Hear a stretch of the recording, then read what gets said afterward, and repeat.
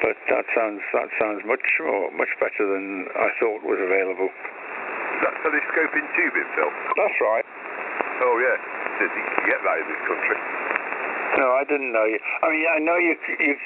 I've looked at, gone to Aluminium Warehouse and places like that and looked at all the tubes, and if you sort of pick the right, you have this in thin wall, that in thick wall, and metric, this bit imperial, you can sort of, you can make something, but it's far from ideal what you end up with. But this sounds just the job. It does. Because the ID and the OD are the same, aren't they? So they won't quite go together. Well, they usually they either won't go in, or it's like a bloody, I won't say what I think, but you know what I mean. It'll be a bit slack. Well, it's Martin. I think I heard his voice. Yeah, see. Oh, I'm Stuart. Very quiet. Hello, Stuart. Oh, I'm very quiet. Just to move your switch again. That's interesting, Phil, that that's available. Is it expensive? I didn't look overly so. It's the same outfit that Stu got his tube from. I just noticed if they were listing telescoping poles, and tubes has decided to look a bit further. And is it sort of welded?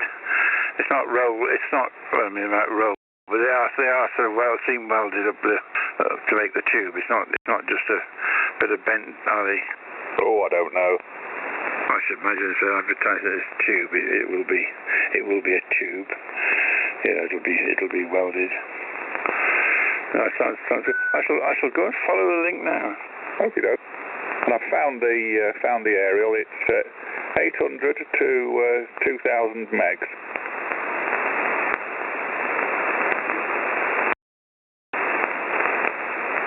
With very little gain on any section, Phil. There's 5 to 10.5 dB, dBi, which I suppose is reasonable. I just can't imagine a cable 10 meters long that's pretty thin, thin stuff. It may be a lot better than you are in the RG58. It could be a lot better. But meters at 200, how many megs did you say 1,000 megs or something? It goes between 800 to 2,000 or something. 800 and 2,000. Yeah, it's at 2,000 megs. It's going to be as lossy as hell. Well, they have longer runs on satellite dishes. Yeah, but they don't use thin stuff, do they?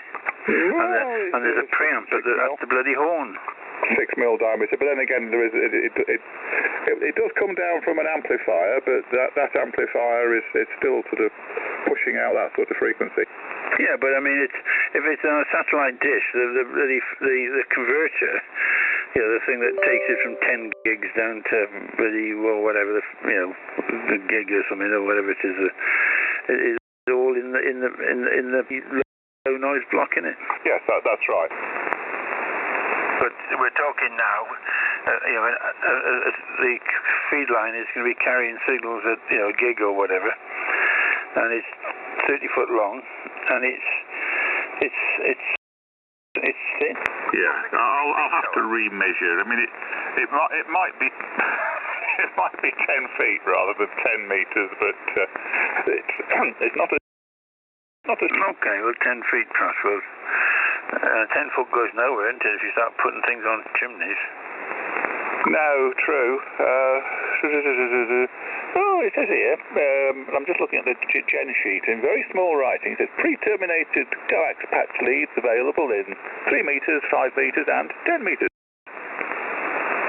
Yeah, I'm not, I am sort of doubting the performance, obviously, but, I'm not calling anybody, they're not saying the manufacturer's not being truthful, but I just don't know how they do it. I don't know how you have a little Yagi with 10 dBi gain on a couple of gigs, and then 10 meters of thin coax. I don't care, how wonderful it is.